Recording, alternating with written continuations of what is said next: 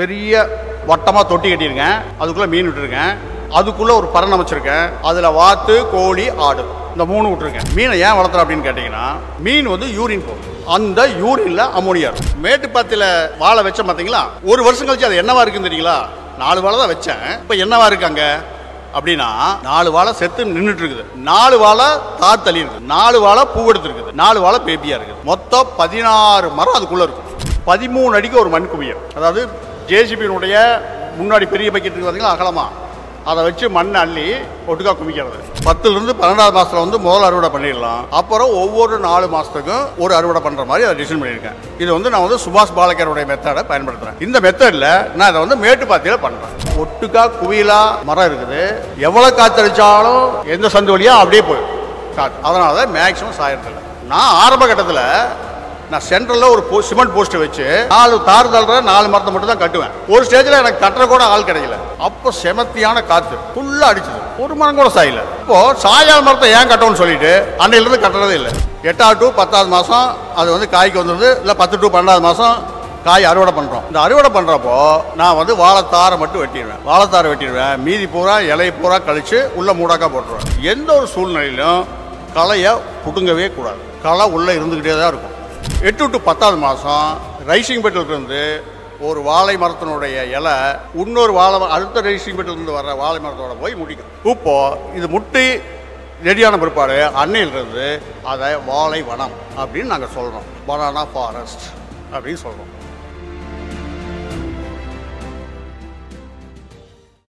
என் பெயர் சண்முக சுந்தரம். நான் வந்து ஈரோடு மாவட்டம், ஈரோடு ஒன்றியம், சித்தோடு கிராமத்தை சேர்ந்த ஒரு இயற்கை விவசாயி. நாங்கள் வந்து எங்கள் ஃபேமிலி வந்து பாரம்பரியமாக இயற்கை விவசாயம் பண்ணிட்டு வரோம். வாழை வனம் அப்படிங்கிறது வந்து நான் கண்டுபிடிச்ச இனோவேஷன். ஒரு தடவை நீங்கள் பயிர் பண்ணிட்டீங்கன்னா சுமார் 25 வருடங்கள் அதுக்கு மேலே நீங்கள் பயன்படுத்திக்கிட்டே இருக்கலாம். இந்தியாவிலேயே முதலாக மேட்டுப்பாத்தியில் இந்த வாழை வனத்தை அமைச்சிருக்கேன். நீங்கள் எல்லாரும் பயிர் பண்ணுற மாதிரி நானும் ஒரு ஏக்கரில் 1000 வாழை தான் பயிர் பண்ணுறேன். அதுக்கு முன்னாடி நான் என்ன பண்ணுறேன் அப்படின்னா, நிலத்தை வந்து 5 தடவை உழுவுறேன். நல்லா புழுதி பறக்க நல்லா உழுதுருவேன். வேணால் குப்பை போட்டுக்கலாம், இல்லைன்னா தேவையும் இல்லை.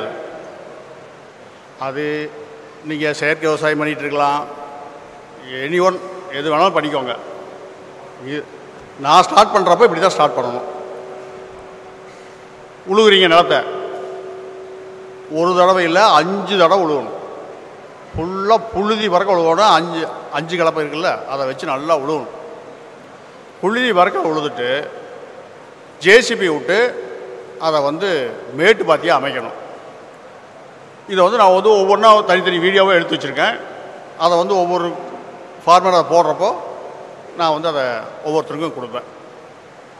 இப்போ வந்து ஜேசிபி விட்டு அதை வந்து மண் குவியலாக பண்ணுவோம். மண் குவியல் எப்படி பண்ணுவோம் அப்படின்னு கேட்டிங்கன்னா, 13 அடிக்கு ஒரு மண் குவியல். அதாவது ஜேசிபியினுடைய முன்னாடி பெரிய பக்கெட் இருக்குது பார்த்தீங்களா, அகலமா, அதை வச்சு மண் அள்ளி ஒட்டுக்கா குமிக்கிறது. அது எப்படி ஜேசிபி எப்படி ஓடணும், என்ன பண்ணணும் அப்படிங்கிற மாதிரி எல்லா வீடியோவும் எங்கிட்ட இருக்குது. அதை தருவேன், நீங்கள் யூஸ் பண்ணிக்கலாம். ஏன்னா இதை அமைக்கிறப்போ ஸ்டார்ட் பண்ணுறப்போ எனக்கு வந்து 70 மணி நேரம் ஆச்சு. ஆனால் வெறும் 30 மணி நேரத்தில் 1 ஏக்கரா மண் குவியலை உருவாக்கிடலாம். 1 ஏக்கரில் வந்து 250 பெட்டு வரும். 13 அடிக்கு ஒரு மண் குவியல் பண்ணிங்கன்னா 13 அடிக்கு 1 250 மண் குவியல்னு வச்சுக்கோங்க. ஒரு மண் குவியலினுடைய உயரம் வந்து 2.5 அடி, டயா வந்து 8 அடி. இப்படி தான் அமைக்கிறோம் நாங்கள். நீங்கள் மண் குவியலுடைய சென்ட்ரல் இருந்து அந்த டயா வட்டப்பாத்தி அமைச்சிட்றீங்க, ரைசிங் பெட். அந்த வட்டப்பாத்தியிலிருந்து நீங்கள் வந்து சென்டர் டு சென்டர் வந்து சரியாக 13 அடி இருக்கணும். இப்படி அமைச்சுன்னா 254 பெட்டு. இப்போ வந்து ரைசிங் பெட் ரெடி ஆயிடுச்சு. இப்போ இதில் ஃபஸ்ட்டு என்ன பண்ணுவோம் அப்படின்னா, அந்த மேலே அந்த 8 அடி உயரத்தில் அந்த 8 அடி டயா இருக்குது பார்த்தீங்களா, அந்த விளிம்பில் ஒரு 3/4 அடிக்கு ஒரு பாத்தி மேலே கட்டுவோம். பாத்தி மேலே கட்டிட்டு அதில் ஒரு ஜானுக்கு 2 தட்டைப்பயிரை ஊணுவோம். 2 தட்டைப்பயிரை ஊனணும். ஊனிட்டு அப்புறம் வந்து சொட்டு நீர். இப்போ அந்த வாழை மரத்தில் முழுதும் சொட்டு நீர் தான். அந்த சொட்டு நீர் எப்படி பயன்படுத்தணும் அப்படின்னா, மெயின் பைப் 2.5 இன்ச்சு பைப் வச்சுருக்கேன், 7.5 இன்ச்சு பவர் வச்சுருக்கேன். அந்த மெயின் லைனிலிருந்து 20 mm லேட்டரல் இருக்குது பார்த்தீங்களா, 20 mm லேட்டரில் அங்கேருந்து பைப் லைன் எடுத்துகிட்டு போவோம். அதை வந்து 16 பிரிப்போம். 17 mm லேட்டரில் பிரித்து ஒரு லேட்டரில் இருந்து மெயின் லைன்லேருந்து வர்ற லேட்டர் வந்து 5 ரைசிங் பெட்டுக்கு போகும். இதுதான். அப்புறம் 18 புதுசாக ஆரம்பிக்கணும்.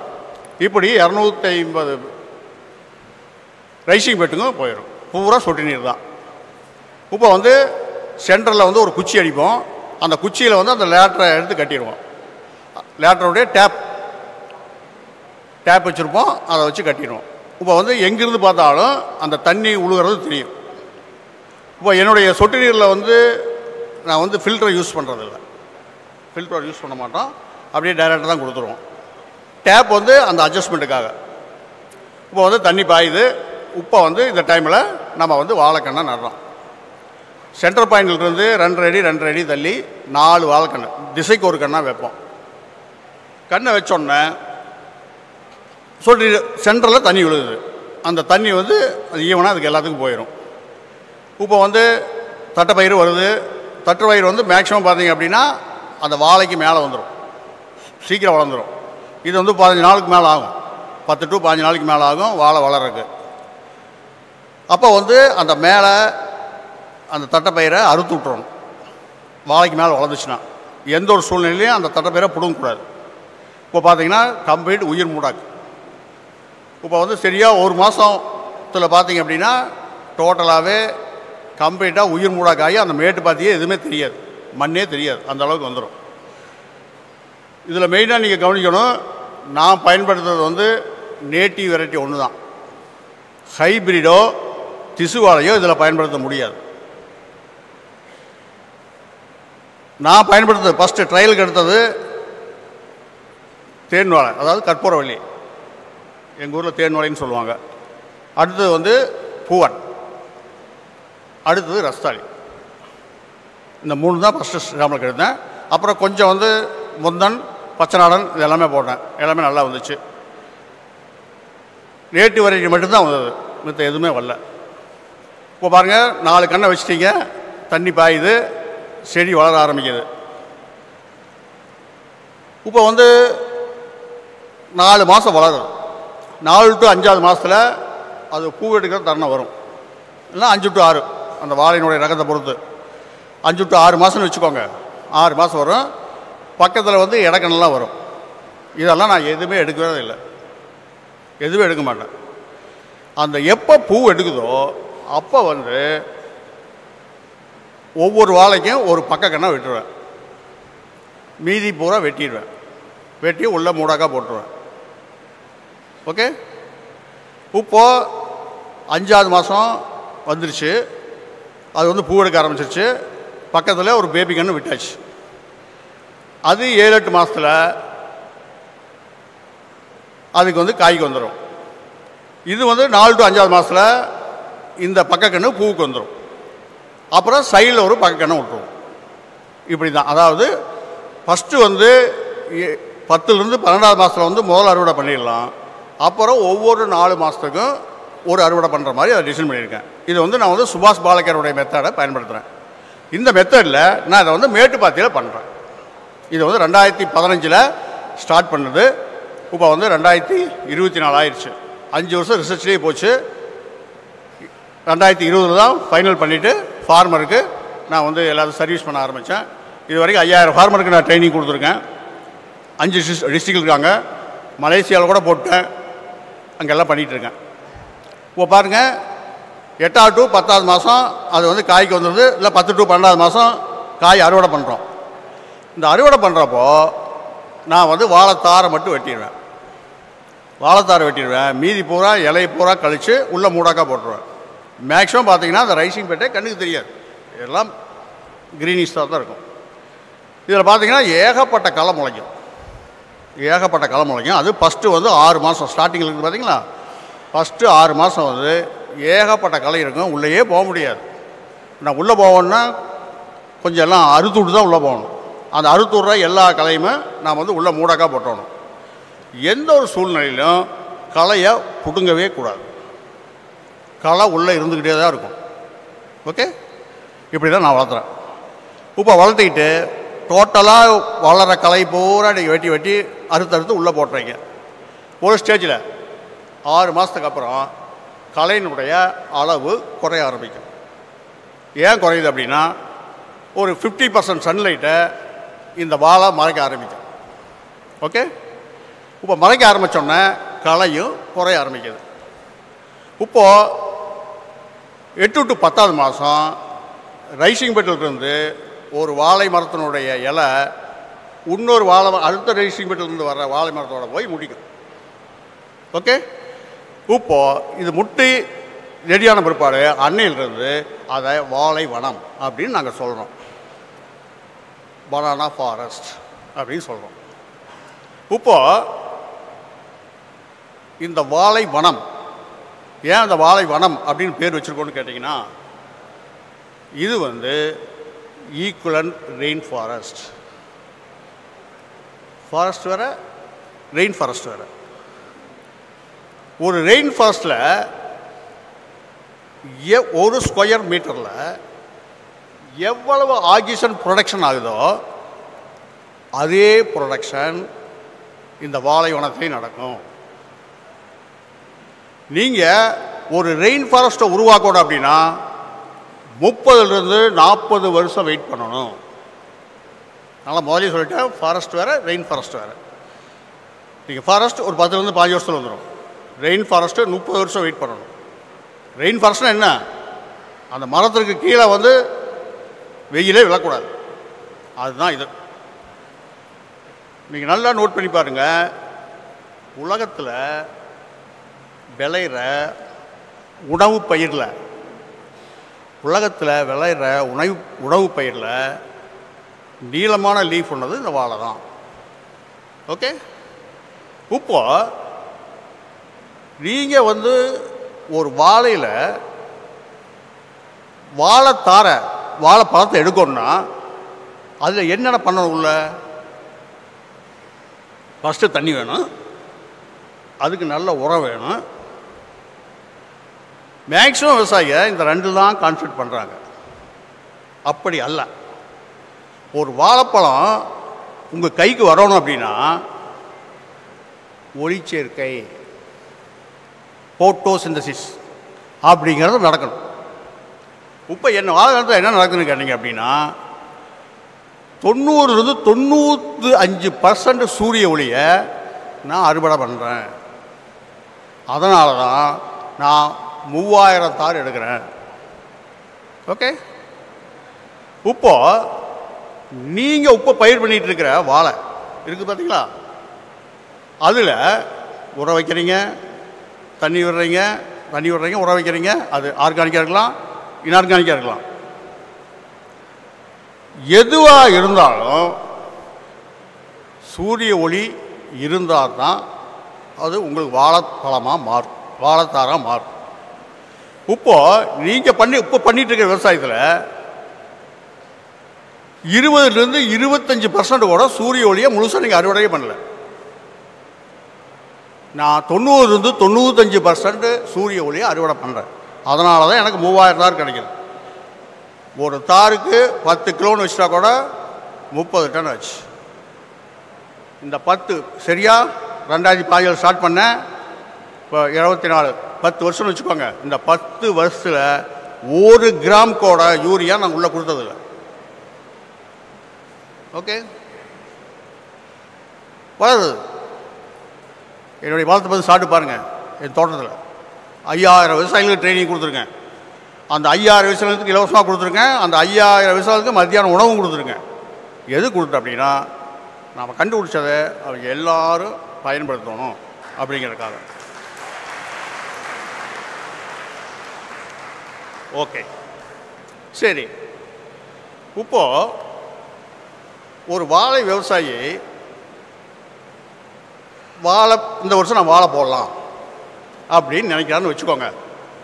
10 விவசாயி நம்ம இந்த வருஷம் வாழை போடலாம் அப்படின்னு மனசில் நினச்சாங்கன்னா அதில் 8 விவசாயி கடைசி நேரத்தில் பேக் அடிச்சிருவாங்க. ஏன்?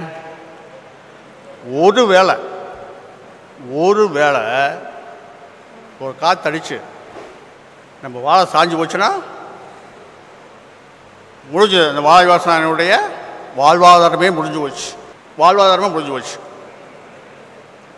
இப்போ அதனால் 8 விவசாயி பேக் அடிச்சிருவாங்க. என்னுடைய வாழை வனத்தில் எவ்வளோ காற்றடிச்சாலும் நீங்கள் ஒரு வாழை கூட சாய்க்க முடியாது. அதுதான் உண்மை. வந்து பாருங்க, 15 அடி ஹைட் போயிருங்க, வாழையினுடைய உச்சியை நீங்கள் பார்க்க முடியாது. ஆனால் வாழை சாயவே சாயாது. மேட்டுப்பாத்தியில் வாழை வச்சேன் பார்த்தீங்களா, ஒரு வருஷம் கழிச்சு அது என்னவா இருக்குன்னு தெரியுங்களா? 4 வாழை தான் வச்சேன். இப்போ என்னவா இருக்காங்க அப்படின்னா, இப்போ 4 வாழையை அறுவடை பண்ணிட்டேன், 4 தாரை வெட்டிட்டேன், அது மொட்டையாக நிற்கிது, அது டெட். 4 வாழை செத்து நின்றுட்டு இருக்குது, 4 வாழை தார் தள்ளி இருக்குது, 4 வாழை பூவெடுத்துருக்குது, 4 வாழை பேபியாக இருக்குது. மொத்தம் 16 மரம் அதுக்குள்ளே இருக்கும். இது ஒரு கூட்டு குடும்பம். இது மேட்டுப்பாத்தியாக இருக்கிறனால அந்த வேருக்கு அந்த காற்று கிடைக்கிறது பார்த்தீங்களா, அது ரொம்ப சுலபமாக கிடைச்சிடும், ஈஸியாக கிடைச்சிடும். இப்போ அந்த வளர்ந்த வாழை இருக்குது பார்த்தீங்களா, வெட்டின வாழை, அது அப்படியே தான் நிற்கும். நீங்கள் சாதாரண வெட்டி போட்டீங்க அப்படின்னா அது 1 வருஷம் 2 வருஷம் ஆகும் மக்கருக்கு. இதில் சரியாக 100ஆவது நாள் கம்ப்ளீட்டாக மக்கி வெறும் நாராக இருக்கும், எல்லாம் அப்படியே விழுந்துடும். எல்லாம் பக்கக்கண்ணு எடுத்து பக்கக்கண்ணு வளர ஆரம்பிச்சிடும். ஓகே, இப்போ 2015 நான் ஸ்டார்ட் பண்ணுறப்போ உள்ள தொழுவுறது தான் போட்டேன். மேட்டு பார்த்து எல்லாம் அமைச்சாச்சு, பண்ணியாச்சு. இப்போது ஏன் ஒரு விவசாயி வாழையடி வாழையாக பண்ணாமல் அழிக்கிறாரு? வாழை அழித்து ஏன் திரும்ப வைக்கிறாரு? ஏன் அப்படியே விட்டுட்டு போக வேண்டியதானே? அப்படின்னா அந்த வாழை மருதாம்பு விடுறப்போ அந்த வாழை சிறுத்துரும். அதனால தான் அவங்க திரும்ப அழிக்கிறாங்க, பண்ணுறாங்க. அதே பிரச்சனை தான் எனக்கு வந்துச்சு. சரி, இதுக்கு என்ன தீர்வு அப்படின்ட்டு நேராக திருச்சி போனேன். திருச்சி வாழை ஆராய்ச்சி நிலையத்தில் உள்ளே போனேன். இங்கே கூட வந்திருப்பாங்க, ஆனால் மறந்துட்டேன் யாருன்னு ஞாபகம் இல்லை. விஞ்ஞானிகளை போய் அவங்கள கன்சல்ட் பண்ணேன். சார், நான் இது மாதிரி நான் இயற்கை விவசாயம் பண்ணுறேன், நம்மளோரோட 3 வருஷம் ட்ராவல் பண்ணியிருக்கேன், சுபாஷ் பாலகரோட 1 வருஷம் இருந்திருக்கேன், நான் இப்படி இயற்கை விவசாயத்தில் வாழை வச்சுருக்கேன், எனக்கு வாழை சிறுக்குது, இதுக்கு என்ன தீர்வு அப்படின்ட்டு அவங்ககிட்ட கேட்டேன். அவங்க தெளிவாக சொல்லிட்டாங்க. ஐயா, பொதுவாக வாழைக்கு பொட்டாஸ் சத்து அதிகம் வேணும். நம்ம மண்ணில் அது எடுத்துக்கிற அளவுக்கு குறைவாக இருக்குது.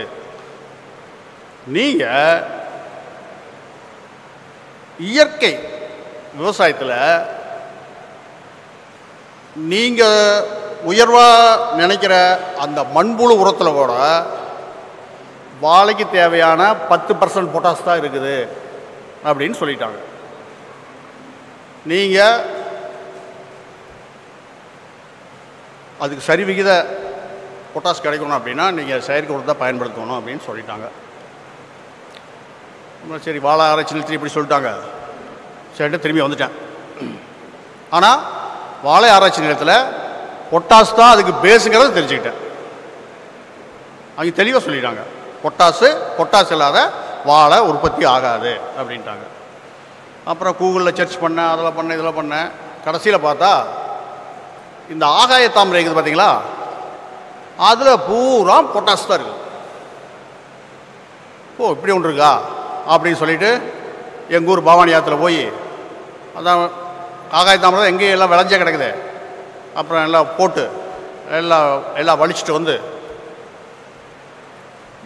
கொண்டாந்து போட்டேன். ஆனால் அதில் என்ன விஷயம்னு கேட்டிங்கன்னா, அதில் ஆகாய தாமரை வந்ததை விட பாம்பு தான் நிறைய வந்துச்சு. சரி, கொண்டாந்தாச்சு, போட்டு மக்க வச்சேன். மக்க வச்சு அப்புறம் போட்டால் ரியலாகவே பிக்கப் ஆக ஆரம்பிச்சது. பிடிச்சிச்சு, தம் ஆயிடுச்சு, வால் தாரெல்லாம் கொஞ்சம் பெருசு பண்ண ஆரம்பிச்சது. ஆனால் இது தீர்வு இல்லையே.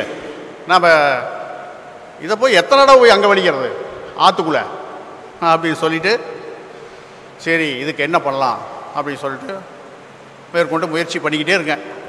அப்போ தான் வந்து அக்வாஃபோனிக்ஸ் கேள்விப்பட்டிருப்பீங்க. அக்வாஃபோனிக்ஸ்னால் என்னென்னு கேட்டிங்கன்னா,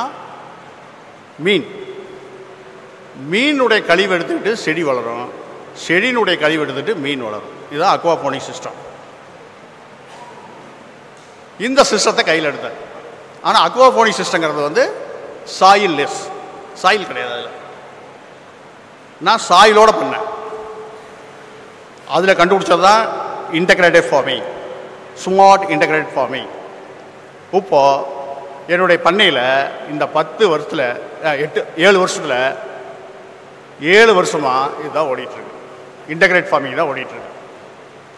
இந்த இன்டகிரேட் ஃபார்மிங் என்ன நடக்குதுன்னு கேட்டிங்கன்னா, ஊட்டமேற்றிய உர நீர். இதில் வந்து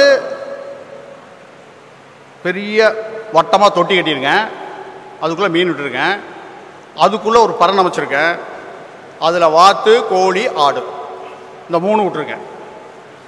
சாணி கரைசல் கொண்டாந்து தானாக உள்ளே கொட்டிடுவேன். வாத்து, கோழி, ஆடு வந்து கீழே ஜல்லடை இருக்கும், அந்த கழிவெல்லாம் உள்ளே விழுந்துடும், மீன் அதை சாப்பிட்ரும். அதுக்காக ஃபிஷரி டிபார்ட்மெண்ட் வந்து எல்லா ரக மீனும் எனக்கு வந்து ட்ரையலுக்காக கொடுத்தாங்க. ஃபைனலாக கிஃப்ட் திலேபியா அது வந்து நல்லா சக்ஸஸ் ஆச்சு. இப்போ அதுதான் ஓடிட்டுருக்கு. இப்போ வந்து மீன் அங்கே வளர ஆரம்பிக்குது. அந்த மீனுக்கு உண்டான உணவு இந்த வாத்து, கோழி, ஆடு.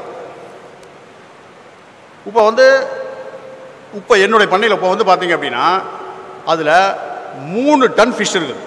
உள்ளுக்குள்ளே 3 டன் ஃபிஷ் இருக்குது. இந்த ஃபிஷ்ஷுக்கு நான் எதுவுமே பண்ணுறதில்ல. ஏன்னா நான் வந்து சுபாஷ் பாலேகருடைய கொள்கையை ரொம்ப பின்பற்றுறேன். நம்ம ஆழ்வார் சுபாஷ் பாலேகர் அவர் தெளிவாக சொல்லிட்டார், 0 பட்ஜெட். 0 பட்ஜெட்னா என்ன? நீங்கள் வெளியிலிருந்து எந்த பொருளையும் உள்ளே கொண்டு வரக்கூடாது. அதுதான் நானும் பண்ணேன். வச்சேன், மீன் வந்துச்சு, வாத்துலேருந்து முட்டை வந்தது, கோழியிலேருந்து முட்டை வந்தது, ஆடு வளருது. எதையும் மெயின்டைன் பண்ணணுங்கிற அவசியமே கிடையாது. அந்த கழிவு பூரா கீழே விழுந்துருது. அது மீன் ரெடியாக இருக்குது, அதை சாப்பிட்றது. மீன் எல்லாத்தையும் சாப்பிடாது, அதில் 10% தான் சாப்பிடாது. மீதி 90% கீழே செடிமெண்ட் ஆகிடும். அந்த தொட்டினுடைய உயரமே 5 அடி தான். அதில் 1 அடிக்கு உள்ள மண்ணு கொட்டி வச்சுருக்கேன். செடிமெண்ட் ஆகிற எல்லா ஸ்லட்ஜும், அதாவது இந்த கழிவு எல்லாமே அதில் மக்கிடும் உள்ள. இப்போ அந்த மீனை ஏன் வளர்த்துறோம் அப்படின்னு கேட்டிங்கன்னா, மீன் வந்து யூரின் போகும். அந்த யூரினில் அமோனியா இருக்கும். இதுக்காக தான் அந்த மீனையை வளர்த்துறேன் உள்ள. இப்போ யூரியா எப்படி தயாரிக்காங்க தெரியுமா உங்களுக்கு? அதுக்கு ரா மெட்டீரியலே அமோனியம் கேஸ் தான். Ammonium gas plus sulphuric acid, ammonium sulphate, ammonium gas plus nitric acid, ammonium nitrate. இப்படி ஏதோ ஒன்றா தான் உங்களுக்கு யூரியாவை உங்கள் கைக்கு வருது. நான் வந்து இயற்கையிலேயே அமோனியாவை ப்ரொடக்ஷன் பண்ணுறேன். அதாவது மீனுடைய கழிவு, மீனுடைய யூரின். இப்போது மீனுடைய யூரின் உள்ளே வந்து அடர்த்தியாக 3 டன் மீன் இருக்குது உள்ளே. அப்போ அடர்த்தியாக யூரின் போகும். ஓகே. இப்போ இதுக்காக மொத்தம் 4 தொட்டி நான் பயன்படுத்துகிறேன். ஃபஸ்ட்டு தொட்டி ஸ்டோரேஜ், அதாவது போர்வெல்லேருந்து தண்ணி ஸ்டோர் பண்ணி வச்சுக்குவேன். கிராவிட்டிலேயே இந்த மெயின் தொட்டிக்கு வந்துடும். 1 மணி நேரத்துக்கு 1500 லிட்டர் வெளிவர மாதிரி ரெடி பண்ணி வச்சுருக்கேன்.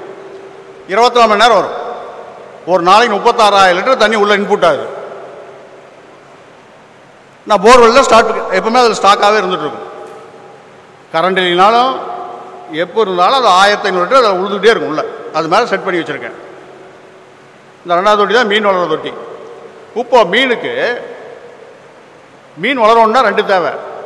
ஒன்று உணவு, அதுதான் அந்த கழிவு, அந்த வாத்து கழிவு அது வந்துடுது. அடுத்தது வந்து மீனுக்கு உண்டான ஆக்சிஜன். அந்த ஆக்சிஜன் வந்து அந்த 1500 உள்ளே விட்றோம் பார்த்தீங்களா, அது வந்துடுது. இப்போ 1 மணி நேரத்துக்கு அந்த தொட்டியிலிருந்து, தொட்டி வந்து 3 லட்சம் லிட்டர் கெப்பாசிட்டி, அது நான் வச்சுருக்கிறது. இப்போ அந்த தண்ணியை கழிவை அடிச்சுக்கிட்டு வெளியே வருது. 1 மணி நேரத்துக்கு 1500 லிட்டர் கழிவு அடிச்சுட்டு வெளியே வரும். ஏன்னு கேட்டிங்கன்னா, ஒரு லிமிட்டுக்கு மேலே அம்மோனியா கிரியேட் ஆச்சு அப்படின்னா மீனெல்லாம் செத்து போயிடும். அப்போது அந்த அம்மோனியாவும் பேலன்ஸ் பண்ணுது, மீனுக்கு உண்டான ஆக்சிஜனையும் அது கொடுத்துருது. இப்போ கழிவு வெளியே வந்துடுச்சு, அடுத்த தொட்டிக்கு வந்துடுச்சு. அடுத்த தொட்டிக்கு வந்துட்டு இப்போ வந்து அதில் ஃபுல்லாக ஏரேஷன் கொடுப்பேன். ஃபுல்லாக ஏரேஷன் கொடுத்து அந்த அம்மோனியாவை நான் நைட்ரேட்டாக கன்வெர்ட் பண்ணுறேன், அதாவது யூரியா. ஈஸி வே, முடிஞ்சே போச்சு. இப்போ இதில் என்ரிச் பண்ணுறதுக்காக பஞ்சகாவியா, மீன் அமிலம், ஈயம் கரைசல், இந்த 3ஐயும் மாற்றி மாற்றி பயன்படுத்தணும். ஊட்டமேட்டிய உரமீர் ரெடி. இதை ஃபைனல் ஸ்டோரேஜ், பழைய கிணறு வச்சுருக்கேன், அதில் ஸ்டோர் பண்ணிக்கிறேன். அதைத்தான் பம்ப் பண்ணுறேன். அதை பம்ப் பண்ணிலிருந்து எனக்கு வாழையில் எந்த பிரச்சனையும் இல்லை, அமோகமாக வளரும். அவ்வளோதான். இது வந்து வாழைக்கு மட்டும் இல்லை, நீங்கள் எந்த பயிர் கொடுத்தாலும் அது வந்து பொன் விளையும் பூமி தான். ஏன்னு கேட்டிங்கன்னா, ஒரு தோட்டத்தை வந்து நீங்கள் போய் மண் சாயில் டெஸ்ட் பண்ணி எல்லாம் பண்ணணுங்கிற அவசியமே இல்லைங்க.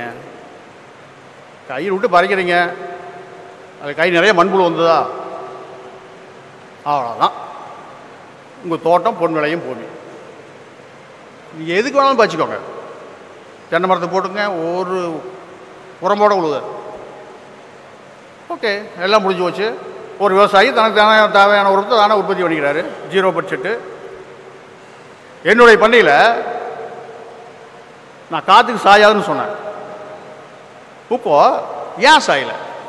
ஏன்னு கேட்டிங்கன்னா, 15 அடி உயரம் வந்துருக்குது, ஆனால் சாயல. ஏன்னா அது குரூப்பாக வளரும், குரூப்பாக வளரும். இப்போது பெண்கள்லாம் வந்து கோலம் போடுவீங்க, கோலை புள்ளி வைப்பீங்க தெரியுங்களா?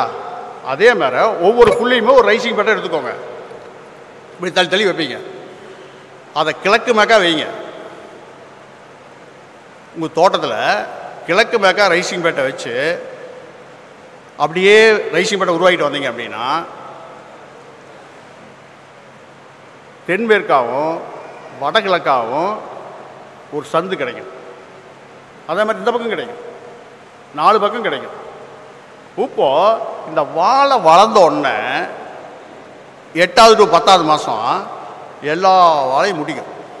அப்போது ஒரு டன்னல் உருவாகும். ஓகே, ஒரு டன்னல் உருவாகும். காற்று எந்த திசையிலிருந்து வேகமாக அடித்தாலும் அந்த டன்னல் வழியாக கிராஸ் பண்ணி போயிடும். இப்போது ஒட்டுக்கா குவியலாக மரம் இருக்குது, எவ்வளோ காற்று அடித்தாலும் எந்த சந்து வழியாக அப்படியே போயிடும் காற்று. அதனால தான் மேக்ஸிமம் சாயறதில்லை. நான் ஆரம்ப கட்டத்தில் நான் சென்ட்ரலில் ஒரு சிமெண்ட் போஸ்ட்டை வச்சு, அந்த சிமெண்ட் போஸ்ட்டில் 4 மரம் தான் எப்போவுமே வழக்கமாக 4 மரம் தான் தார் தள்ளும், 4 மரம் பூவெடுத்த நிலவில் இருக்கும். அப்போ அந்த 4 தார் தள்ளுற 4 மரத்தை மட்டும் தான் கட்டுவேன். ஒரு ஸ்டேஜில் எனக்கு கட்டுற கூட ஆள் கிடைக்கல. அப்போ செமத்தியான காற்று ஃபுல்லாக அடிச்சது, ஒரு மரம் கூட சாயல. அப்போது சாயால் மரத்தை ஏன் கட்டணும்னு சொல்லிட்டு அன்னையிலேருந்து கட்டுறதே இல்லை. அவ்வளோதான். வந்து பாருங்க, இப்படி தான் வளருது என்னுடைய வாழை. இப்போ வாழை வளர்த்தியாச்சு, எல்லாம் வந்துருச்சு பாருங்கள். எல்லாம் எந்த பிரச்சனையும் இல்லை. உள்ள களை எடுக்க வேண்டியதில்லை, ஓலை ஓட்ட வேண்டியதில்லை. ஏங்க, என்னுடைய தோட்டத்தில் மண் வெட்டியே இல்லை. போதுமா? 5000 விவசாயிகள் ட்ரைனிங் கொடுத்துருக்கேன். உங்களுக்கு தெரியும், இந்த கோவில்பட்டி போங்க, கோவில்பட்டியில் இருக்குது integrate farming and banana forest. விஜயலட்சுமின்னு மேடம் போட்டிருக்காங்க. நான் ஃபோன் நம்பர் தரேன், நீங்கள் பக்கம் தானே, போய் பாட்டு வாங்க, அப்புறம் என் பண்ணைக்கு வாங்க. ஓகே, 100% ஆர்கானிக் ஃபுட்டை கையில் கொடுத்தாச்சு. இதுக்கு மேலே என்னங்க வேணும்? என்ன வேணும் சொல்லுங்கள். ஓகே, ப்ரொடக்ஷன் எடுத்தாச்சு. அதுக்கு கூட ஒன்று சொல்ல விரும்புகிறேன். நீங்கள் வாழை பற்றி ஒரு நாளாக தெரிஞ்சுக்கோங்க. ஒரு வாழையை நீங்கள் வந்து ஒரு 8 மாதம் 10 மாதம் வளர்த்திட்டிங்கன்னா அந்த வாழை குளதெல்லாம் சாகாதுங்க. குளதெல்லாம் சாகாது. அந்த வாழை வந்து நமக்கு அந்த நன்றிக்கண்ணை செலுத்தியே தீரும். ஓகே. வாழை வளர்ந்துச்சு, வாழை தார வெட்டியாச்சு. இப்போது இதை எடுத்துக்கிட்டு விற்கணும்ல, இதை எடுத்துக்கிட்டு எங்களுக்கு சென்டர் வந்து கோபி ஒழுங்குமுறை பள்ளிக்கூடம் தான், அதுதான் மெயின் மார்க்கெட். அப்போ ஒரு டாட்டா சுமோ ஒன்று வச்சுருக்கேன், பேக் ஷீட்டெலாம் கழட்டிட்டு இதுக்குன்னு வச்சுருக்கேன். அதில் வந்து 26 தார் பிடிச்சிது. 15 கிலோ தாராளமாக இருக்கும். அதை எடுத்துகிட்டு போகிறேன், ஃபஸ்ட் டைம் எடுத்துகிட்டு போகிறோம் அப்படின்னு சொல்லிவிட்டு அந்த வாழை இலையெல்லாம் வச்சு நல்லா கட்டி நீட்டாக பேக் பண்ணி கொண்டு போய் வச்சுட்டோம். அங்கே எப்படின்னு கேட்டிங்க அப்படின்னா, நம்ம அக்கௌண்ட் நம்பரை மட்டும் நம்ம பேரை கொடுத்துட்டு நம்ம தாரை வச்சுட்டு வந்துடலாம். நம்ம இருக்கணுங்கிற அவசியம் இல்லை. அவங்க வந்து அந்த தாரை ஏலம் கூறி நம்ம அக்கௌண்ட்டில் போட்டு விட்ருவாங்க. நம்ம போகணுங்கிற அவசியமே இல்லை. அதே மாதிரி போட்டாச்சு, அக்கௌண்ட்டுக்கு அமௌண்ட் வந்துடுச்சு. அமௌண்ட்டை பார்த்தா நான் அனுப்பிச்சது வந்து 26 தார். ஆனால் அங்கே கொடுத்த பணம் 2200 எவ்வளவு? 2200. இதே மழைக்காலம் 2200. அப்போ தான் நான் நினச்சேன், ஏன்னா இவ்வளோ பெரிய முட்டாள்தனம் பண்ணிட்டு மாட்டேங்குது. விவசாயிகளே ஏற்கனவே இவ்வளோ நடத்தில் இருக்காங்க, நாம் ஒன்று புதுசாக கண்டுபிடிச்சி என்ன விற்க முடியல. 80 ரூபாய்க்குங்க, அப்படியே கண்ணீர் வருது, ஒன்றும் பண்ண முடியல. அப்புறம் மார்க்கெட்டில் இயற்கைக்கு சிறைக்கு வித்தியாசமே தெரியல. அவங்க எப்படி ஏலம் போடுறாங்க, என்ன பண்ணுறாங்கன்னு ஒரே குழப்பம். அவங்க எப்படி ஏலம் போடுறாங்கன்னு புரிய மாட்டேங்குது ஒரு விவசாயிக்கு. சரி, அதை விட்டுருங்க. 2200 டீசல் கூட கண்டுபிடியாது. 28 கிலோமீட்டரு சித்தோட்டிருந்து போச்சு. அப்புறம் நான் வந்து கோபி கேவிகே ஐசிஐஆர் அவங்க டைப் பண்ணியிருக்கேன். இது மட்டும் இல்லை, நிறைய இனோவேஷன் எங்களுக்கு கொடுத்துருக்கேன். நேராக அவங்ககிட்ட போனேன், சார் இது வந்து இவ்வளோ பண்ணி எல்லாம் பண்ணி கடைசியில் விவசாயி வைக்க முடியல, ஒன்றும் முடியல, நமக்கு ஒரு அந்த இடத்துல மரியாதையே இல்லை அப்படின்னு சொன்னோன்னு தான் அவங்க வந்து இதை வேல்யூ அடட் பண்ணுங்க அப்படின்னு சொன்னாங்க. இப்போ வந்து 22 ப்ராடக்ட் பண்ணுறோம். இதில் வந்து திருச்சி இதில் மட்டும் நாங்கள் 4 ப்ராடக்டை அமௌண்ட் கட்டி தான் பண்ணோம். இப்போ ரீசெண்டாக கூட பனானா ஒயின் ட்ரைனிங் எங்கள் பேச்சிலிருந்து தான் கற்றுட்டு வந்தாங்க. அப்புறம் வந்து எல்லாமே சொல்லி கொடுத்தாங்க. இப்போ 22 ப்ராடக்ட் பண்ணுறேங்க. பண்ணிவிட்டு இப்போ பரவாயில்ல, மாதம் 1 to 1.5 லட்சம் இப்போ போயிட்டுருக்குது. இதுதான் என்னுடைய வாழை வனம். இப்போது இதை மெயினாக ஏன் சொல்கிறேன்னு கேட்டிங்கன்னா, இனிமேல் எந்த ஒரு விவசாய கண்டுபிடிப்பாக இருந்தாலும் சரி, அது குளோபல் வார்மிங் பேஸ் பண்ணி தான் இருக்கணும், இல்லைன்னா அத்தனை வேஸ்ட். ஏன்னு கேட்டிங்க அப்படின்னா, இனிமேல் விவசாயத்துக்கு கஷ்டத்தோட கஷ்டமாக இந்த குளோபல் வார்மிங்கும் சேர்ந்துருச்சு. இதை கண்ட்ரோல் பண்ணல அப்படின்னா இனி வர்ற காலத்தில் விவசாயம் பண்ணவே முடியாது. பார்த்தீங்களா, உங்கள் திருநெல்வேலி தானே வந்தது மேக வெடிப்பு. இதெல்லாம் மேக வெடிப்பு, இதெல்லாம் ஒன்றும் பண்ணாது. 2 டிகிரி செல்சியஸுக்கு இப்படி வந்துருச்சு. இப்போ 3ஆவது நோக்கி போயிட்டுருக்கோம். 3ஆவது நோக்கி போய் 3 வந்துருச்சு அப்படின்னா 10 மடங்கு பாதிப்பு இன்னும் ஜாஸ்தி ஆகுறான். அப்போது இதுக்கு என்ன தீர்வு? மரம் வளர்த்துறோம், எல்லாம் பண்ணுறோம் இல்லைங்களா. இதெல்லாம் என்ன தெரியுமா, யானை தேனிக்கு சோளப்பொறி மாதிரி ஒரு பிரயோஜனம் கிடையாது. 31% காடு இருக்கணும், இருக்குதா? 18% இருக்குது. இதை வச்சுட்டு ஒன்றுமே பண்ண முடியாது. இப்போது இந்த வாழைவனம் அதுக்கு சப்போர்ட் பண்ணுது. ஏன்னு கேட்டிங்க அப்படின்னா, நம்ம வந்து உலகத்தில் வந்து 4 பழம் உற்பத்தி ஆச்சுன்னா அது 1 பழம் இந்தியாவுது. அப்படின்னு என்ன அர்த்தம் அப்படின்னு கேட்டிங்கன்னா 24% விளைநிலம் நம்மகிட்ட தான் இருக்குது. இந்த வாழைவனம் ஒரே ஒரு டெக்னாலஜி வச்சு நம்ம குளோபல் வார்மிங்கே கண்ட்ரோல் பண்ணிடலாம். சக்ஸஸாக செய்வோம். தேங்க்யூ.